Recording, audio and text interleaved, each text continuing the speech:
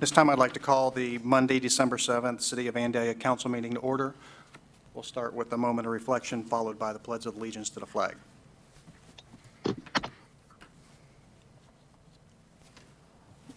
Please stand for the pledge.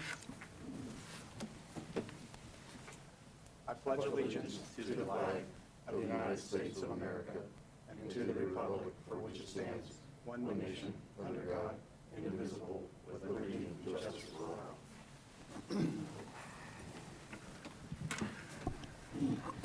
Thank you. Okay, Council, you've had an opportunity to review the council study session minutes of October 19th, the council study session minutes of November 16th, and the council meeting minutes of November 16th. Are there any comments or corrections? Being none, they stand approved. Next, we have no communications, petitions, or awards, nor do we have a public hearing. And that brings us to comments from interested citizens. So if anyone would like to make a comment, please state your name and address for our record and your comment. Hi, this is Holly Wiggins. Do you hear me? Yes. 660 Castle Creek. I was just trying to remind you that the Gift of Power program, which is our help for citizens on their electric utility bill that we work through the Salvation Army with to provide, is accepting donations. We do that primarily year-round, but it's going through the end of the year, which will be what provides that help and assistance for your neighbors in need through the winter heating season. The applications for help will open up in January, so please keep that in mind as folks come to you with need for help on their utility bills during the higher utility months. They can visit www.dpandl.com/gift. That's where you can make donations, and that is also where citizens will find the applications if they need help. Thank you very much, and happy holidays. All right, thank you. Is there anyone else who would like to make a comment?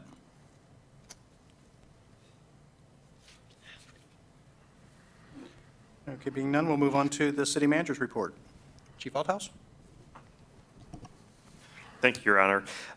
Just for council and everyone's awareness, the Vandalia Butler High School Honor Society will once again be distributing the 2020-2021 annual report and calendar to every residence and business on Saturday, December 19th. Every annual report and calendar is going to be delivered in a shrink wrap to prevent damage due to the exposure to moisture. And then in recognition of their community service, the city will make a contribution to the Honor Society Scholarship Fund. Thank you. We have no action items, nor do we have any old business, and that brings us to our first resolution of the night, and that'd be Resolution 20-R-71. Mr. McDonald, by title only. A resolution strongly opposing Senate Bill 352 and House Bill 754, legislation proposing the repeal of Section 29 of 197, which will result in a myriad of unintended consequences through Ohio's entire municipal income tax system, cause a substantial loss of revenue that will impede the ability of municipalities to provide for the health, safety, and welfare of municipal residents and businesses, and thereby jeopardize the future economic growth of the state of Ohio. Thank you. Mr. Althouse. Thank you, Your Honor. This resolution would authorize the city's opposition to Senate Bill 352 and House Bill 754. Currently, employers are required to withhold municipal income tax from an employee's paycheck and remit payments to the municipality where the employee's principal place of work is located. Section 29 of House Bill 197 requires employers to continue to withhold municipal income taxes as if the employees were still working in the office, even if they are working from home due to the pandemic. The repeal of Section 29 of House Bill 197 would result in a reduction of revenue for the city that could have substantial implications. Thank you. Can I have a motion? I move we table this. Second. Okay. I have a motion by Councilwoman Woods and a second by Councilwoman Farce that we table Resolution 20-R-71. You call the roll? Councilmember Farce? Yes. Councilmember Lewis? Yes. Councilmember Woods? Yes. Councilmember Blakesley? Yes. Councilmember Follak? Yes. Vice Mayor Ehlers? yes, Mayor Herbst. Yes, and the motion carries 7-0. Next, we have Resolution 20-R-72. Mr. McDonald? A resolution approving a financial contribution to the Vandalia Development Corporation. Thank you. Chief Althouse. Thank you, Your Honor. This resolution would authorize a donation of $75,000 to the Vandalia Development Corporation. $75,000 is the remainder of the 2020 budgeted amount of $100,000. Thank you. Can I have a motion? I move that we approve Resolution 20-R-72 as presented. Second. I have a motion by Councilwoman Forrest and a second by Councilman Blakesley that we approve Resolution 20-R-72 as presented. Are there any comments? Call the roll. Councilmember Lewis. Yes. Councilmember Woods. Yes. Councilmember Blakesley. Yes. Councilmember Follak. Yes. Councilmember Fairst. Yes. Vice Mayor Ayers. Yes. Mayor Herbst. Yes, and the motion carries 7-0. Next, we have Resolution 20-R-73. Mr. McDonald? A resolution authorizing an amendment to the agreement with the City of Dayton regarding certain city properties and matters on or near Dayton International Airport. Thank you. Mr. Althouse. Thank you, Your Honor. As a result of several meetings with North Point Development regarding development at Old Fire Station Number 1 on North Dixie Drive, an amended agreement has been drafted for council's review and approval. Thank you. Can I have a motion?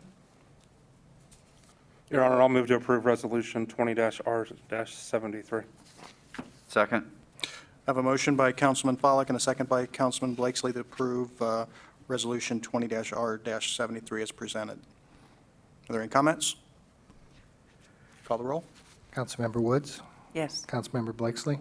Yes. Councilmember Follak. Yes. Councilmember Fairst. Yes. Councilmember Lewis. Yes. Vice Mayor Ayers. Yes. Mayor Herbst. Yes, and the motion carries 7-0. Next, we have Resolution 20-R-74. Mr. McDonald? A resolution authorizing a 2021 memo of understanding for crisis workers and paying for same through the Crisis Intervention Training Fund. Thank you. Mr. Althouse? Thank you, Your Honor. This fiscal year 2021 agreement allows the Vandalia Police Department to subcontract for a mobile crisis worker with a minimum of 0.75 full-time employees from a community behavioral health provider of their choice to assist police officers with mental health clients on the scene for the purpose of improving outcomes, such as a reduction in the number of repeat calls, community linkage, and reduction in jail admissions for people experiencing a mental health crisis. Montgomery County will reimburse Vandalia up to $45,000 for the mobile crisis worker and associated equipment, uniforms, training, and other necessary items. A fund, Crisis Intervention Training Fund, was specifically established in 2019 to account for the receipt and dispersal of these monies. This is the same agreement and same amount approved by council for fiscal year 2020. Thank you. Do I have a motion? Make a motion that we approve Resolution 20-R-74. Second. I have a motion by Councilman Blakesley and a second by Vice Mayor Ayers. Do we approve Resolution 20-R-74? Are there any comments? Go ahead. I have a question. I was just going to ask the Chief. How much have we used this in the past, these services, in our community? We use this pretty substantially. I think the last time I looked at this log, we had over 200 different contacts that this individual has made, both in the city and in the township. They do a lot of follow-up for people who have overdosed, or if there was a domestic case, offering services, if there's a case of homelessness or things like that, trying to connect those with the right community services. In our community newsletter, there was a really nice, I believe that's where the article was, outlining all the numbers and all the touches of people. I mean, it was very impressive, I thought. Great. All right, thank you. Anyone else? Call the roll. Councilmember Blakesley. Yes. Councilmember Follak. Yes. Councilmember Fairst. Yes. Councilmember Lewis. Yes. Councilmember Woods. Yes. Vice Mayor Ayers. Yes. Mayor Herbst. Yes, and the motion carries 7-0. Next, we have Resolution 20-R-75. Mr. McDonald? A resolution declaring various items as surplus and authorizing disposal of such items. Thank you. Mr. Althouse? Thank you, Your Honor. Department directors have compiled a list of items the staff would like council to declare a surplus and grant authorization to dispose of those items. The surplus items would be placed on GovDeals or otherwise disposed of by the city manager as provided by law. Thank you. Have a motion? Move that we approve Resolution 20R75. Second. I have a motion by Vice Mayor Ayers and a second by Councilwoman Fairst that we approve Resolution 20-R-75 as presented. Are there any comments? Call the roll. Councilmember Follak, Yes. Councilmember Fairst, Yes. Councilmember Lewis, Yes. Councilmember Woods, Yes. Councilmember Blakesley. Yes. Vice Mayor Ayers, Yes. Mayor Herbst. Yes, and the motion carries 7-0. Next, we have Resolution 20-R-76. Mr. McDonald? A resolution authorizing the city manager to enter into a lease for storage of certain property. Thank you. Mr. Oldhouse? Thank you, Your Honor. This resolution authorizes the city manager to enter into a 24-month lease agreement for storage space to house equipment from Fire Station 3. This 5,885 square foot warehouse space is offered to the city at a lease rate of $2,300 a month, including utilities. This lease would commence on January 1st, 2021, in order to allow time to move the equipment prior to the required date to vacate the fire station. Thank you. Can I have a motion? Your Honor, I'll move to approve Resolution 20-R-76. Second. I have a motion by Councilman Follak and a second by Councilman Blakesley to approve Resolution 20-R-76 as presented. Are there any comments? Call the roll. Councilmember Fairst, Yes. Councilmember Lewis, Yes. Councilmember Woods, Yes. Councilmember Blakesley, Yes. Councilmember Follak, Yes. Vice Mayor Ayers, Yes. Mayor Herbst. Yes, and the motion carries 7-0. Next, we have Resolution 20-R-77. Mr. McDonald? A resolution approving the Compton Addy Vandalia plat. Thank you. Mr. Oldhouse? Thank you, Your Honor. Development Management Group LLC is requesting the plat of 1.239 acres of land at 275 East National Road. This plat consolidates 4 parcels of land into one lot and dedicates an additional 0.119 acres of land as public right-of-way. The plat references an existing 15-foot wide ingress-egress easement that allows access to the lot from James Bohannon Drive. In addition, a portion of the existing sanitary sewer and water easements will be vacated and relocated to allow for the construction of a new building. The Planning Commission reviewed this request at its November 10th meeting and voted 4-0 to recommend approval, subject to the following condition. The plat shall be filed for recording in the office of the county recorder within 60 days after final approval of public improvements. Thank you. Have a motion? I move that we approve Resolution 20-R-77. Second. I have a motion by Councilwoman Fairst and a second by Councilman Blakesley that we approve Resolution 20-R-77 as presented. Are there any comments? Call the roll. Councilmember Lewis, Yes. Councilmember Woods, Yes. Councilmember Blakesley, Yes. Councilmember Follak, Yes. Councilmember Fairst, Yes. Vice Mayor Ayers, Yes. Mayor Herbst. Yes, and the motion carries 7-0. Next, we have Resolution 20-R-78. Mr. McDonald? A resolution approving the Redwood Vandalia plat. Thank you. Mr. Oldhouse? Thank you, Your Honor. Redwood USA LLC is requesting a final plat of 46.6646 acres of land generally located on the east side of Webster Street at the intersection of Webster Street and Park Center Drive. The request is to plat Lot 4, Lot 5, and Lot 6 and dedicate an additional 1.3191 acres of land along Webster Street and 0.1395 acres of land along Little York Road as public right-of-way. 26.5 of the 46.6646 acres of land is to be dedicated as private open space. A public ingress-egress easement is shown through Lot 6 to provide Lots 4 and 5 access to Webster Street until the public roadway is built. In addition, the plat provides a 20-foot wide ingress-egress easement for emergency vehicles to access the site from the 2 commercial buildings adjacent to 7400 Webster Street. At its meeting on October 27th, the Planning Commission voted 3-0 to recommend approval of the requested final plat with the following conditions. Number 1, the accompanied final PUD plan for the proposed Redwood development is approved. Number 2, Lot 6 is dedicated as public right-of-way once the public road is built. Number 3, the conditions of approval for the preliminary plat are satisfied. Number 4, Lots 4 and 5 shall only be permitted the uses of 4-family and multifamily dwelling. And number 5, Montgomery County Environmental Services approves of the final plat as it relates to the providing of public utilities and services. Thank you. Can I have a motion? Your Honor, I'll move to table Resolution 20-R-78 to the December 21st council meeting. Staff has advised council that as of Thursday, December 3rd, Montgomery County was still sending Redwood a list of necessary revisions to the record plan which may impact the language of the resolution. Second? I have a motion by Councilman Pollak and a second by Councilwoman Faris that we table Resolution 20-R-78 to the December 21st meeting as stated. Are there any comments? Call the roll. Before I call the roll, I just want to lay some groundwork for council to let you know that one of the things that the county changed are the lot numbers. So when this comes back to you, our references to lots 4 and 5 and things like that are all going to be different because they want us to plat them in a different order. So I just wanted to give you the heads up that if you look at the next council agenda and you see things with a bunch of different numbers, that's why.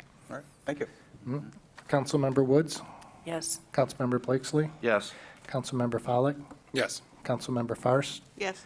Councilmember Lewis, Yes. Vice Mayor Ayers, Yes. Mayor Herbst. Yes, and the motion carries 7-0. We have no ordinances in their first reading, and we do have a ordinance in its second reading, which is ordinance 20-37. Mr. McDonald? An ordinance approving a planned unit development final plan for sub-area C of the Redwood Vandalia development for land generally located at 7100 Webster Street. Thank you. Mr. Althouse.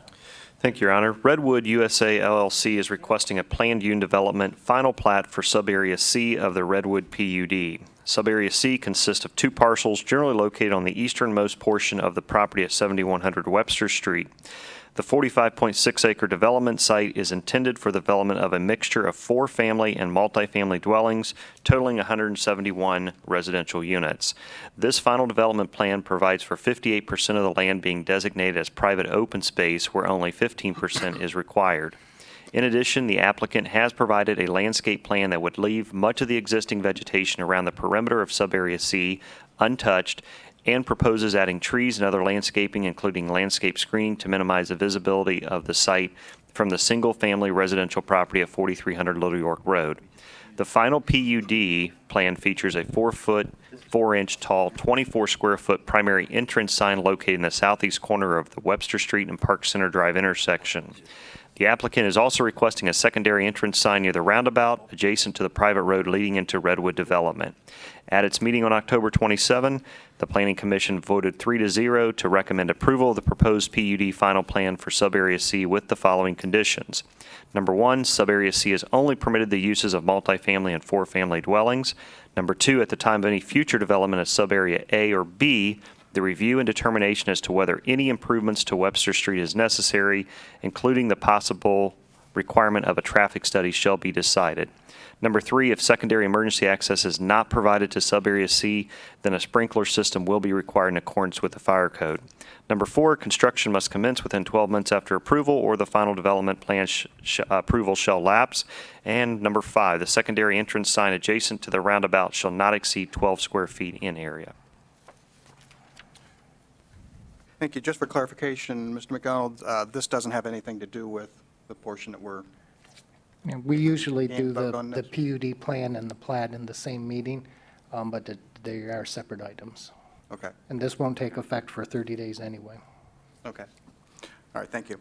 Okay, since this is an ordinance in its second reading, I will open up a public hearing, so if anyone would like to speak on this ordinance, please state your name, address for our record, and your comment.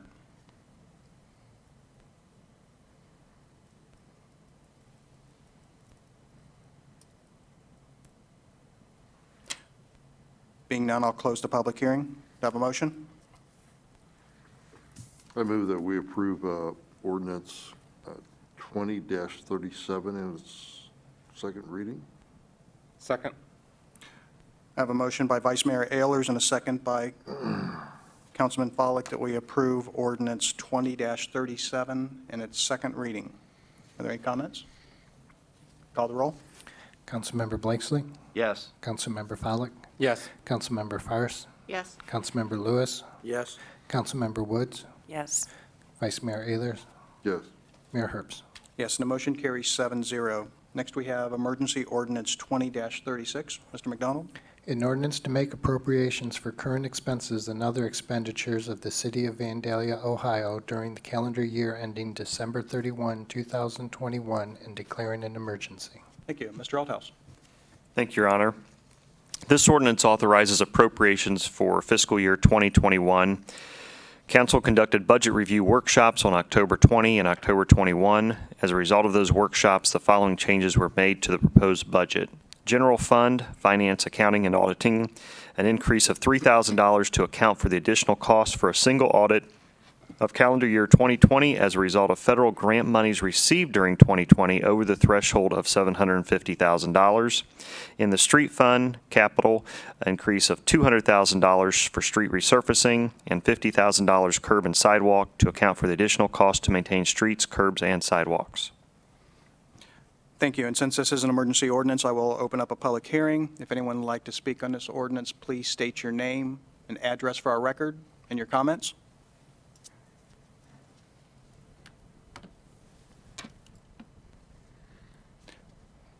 Being none, I'll close the public hearing.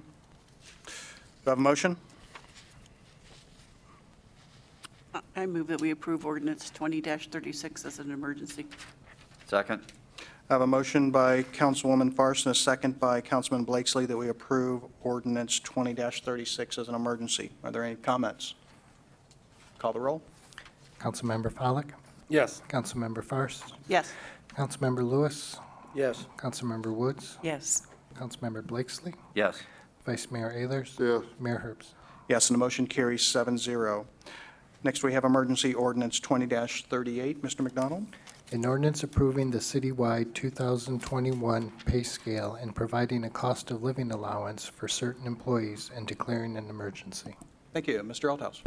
Thank you, Your Honor. This ordinance would provide up to a 2.5% cost of living increase effective the first pay period of 2021 for all non-union, full-time, and permanent part-time employees within their respective pay ranges. This ordinance also increases the top pay rate for all non-union, full-time, and permanent part-time pay classifications. Thank you. Since this is an emergency ordinance, I will open up a public hearing at this time. If anyone would like to speak on this ordinance, please state your name and address for our record and your comment.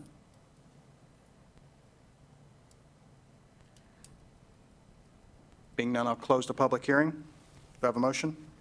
Your Honor, Go ahead.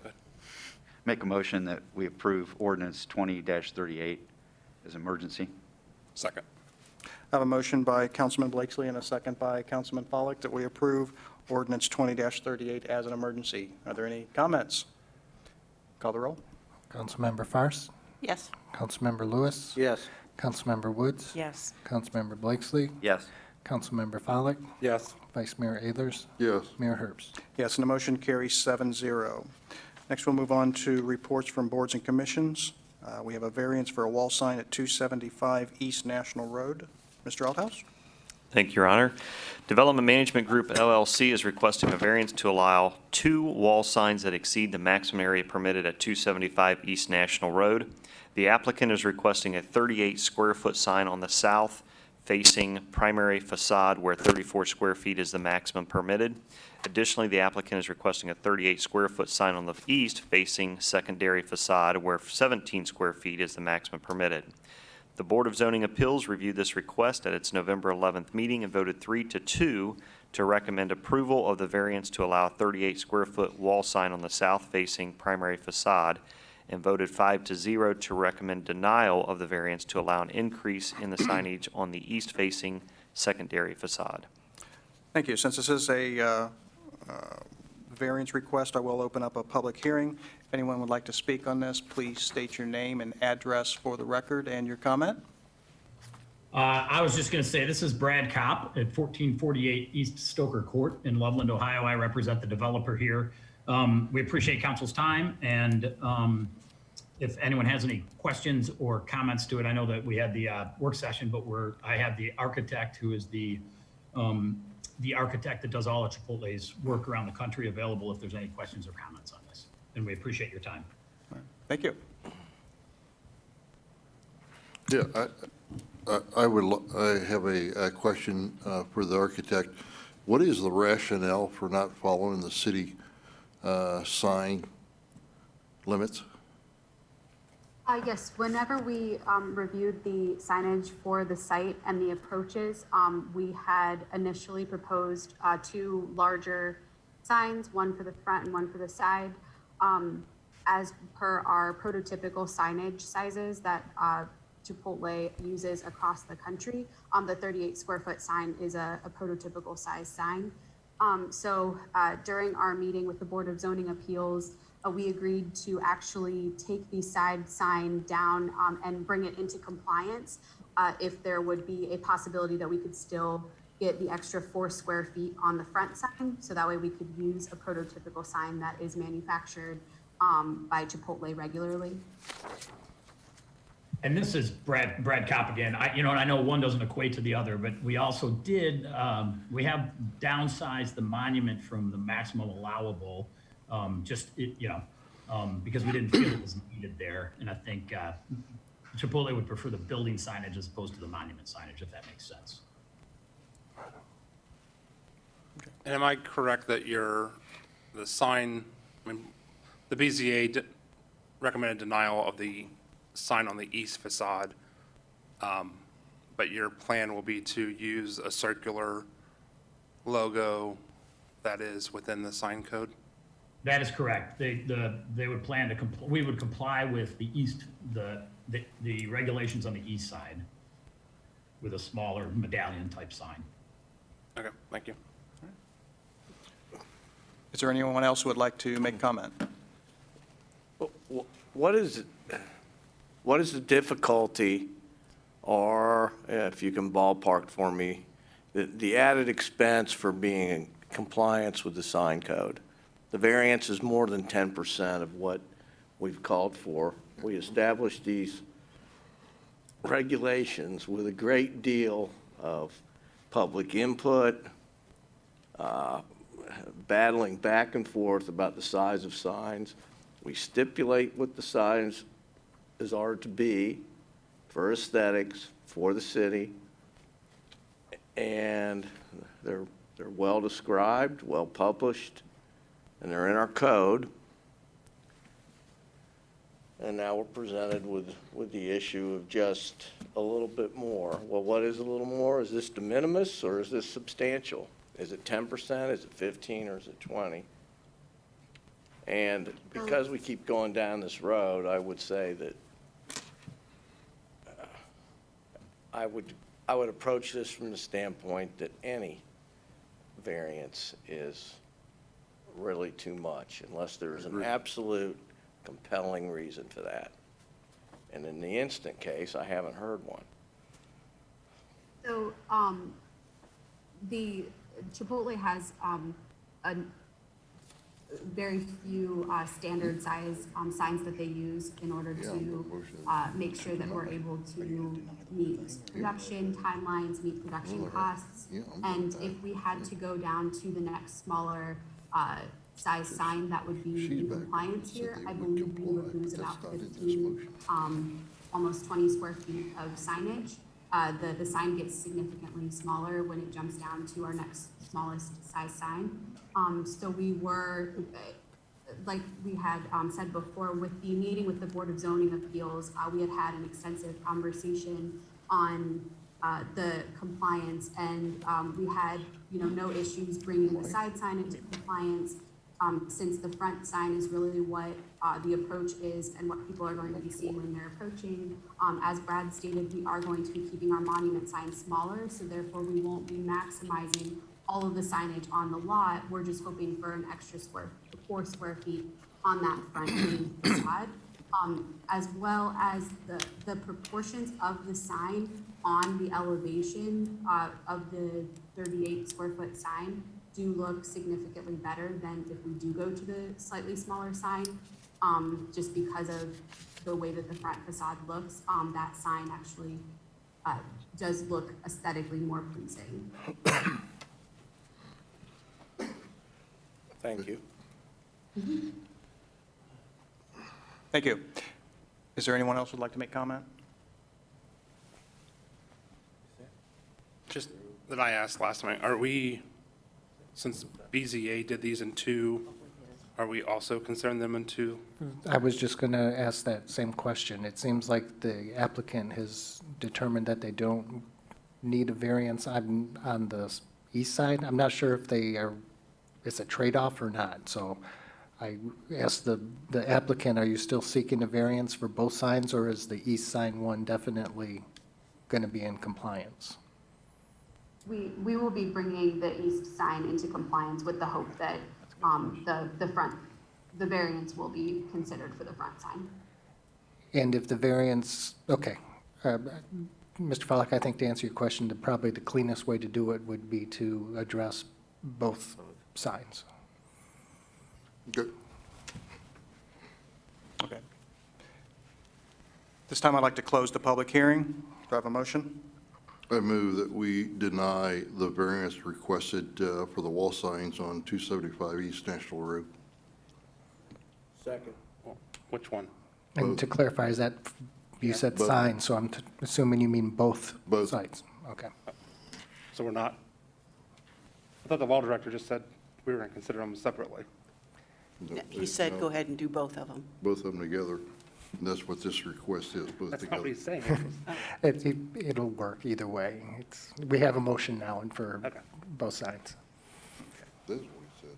All right. I have a motion by Vice Mayor Ehlers and a second by Councilman Lewis to deny the variance for the wall signs at 275 East National Road. Are there any comments? Call the roll. Councilmember Lewis. Yes. Councilmember Woods. Yes. Councilmember Blakesley. Yes. Councilmember Follak. No. Councilmember Fairst. No, Vice Mayor Ehlers. Yes. Mayor Herbst. Yes. And the motion carries 5-2 to deny the variance.